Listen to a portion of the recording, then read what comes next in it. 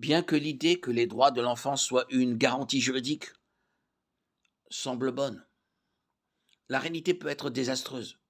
Si les droits de l'enfant incluent le droit de ne pas être discipliné, alors la honte et le déshonneur sont à portée de main. Le bâton et le reproche procurent la sagesse, tandis que l'enfant livré à lui-même fait honte à sa mère. Proverbe 29, 15. De nombreux défenseurs des droits de l'enfant souhaitent que ces droits l'emportent sur le droit des parents à éduquer l'enfant dans la voie qu'il doit suivre. Proverbe 22, 6.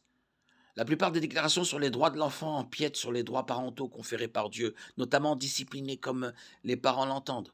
Donner une instruction religieuse en accord avec leur conscience et de manière globale, éduquer l'enfant de la manière qu'ils estiment la plus appropriée.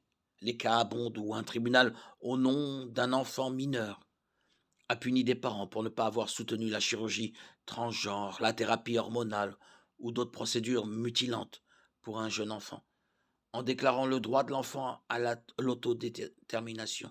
Si tout être humain doit être traité avec dignité et respect en tant que personne créée à l'image de Dieu, Genèse 1, 27, les droits spéciaux concernant uniquement les enfants doivent être considérés avec prudence.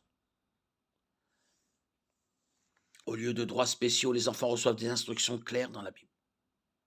Dieu ordonne ceci aux enfants: honore ton père et ta mère afin de vivre longtemps dans le pays que l'Éternel ton Dieu te donne.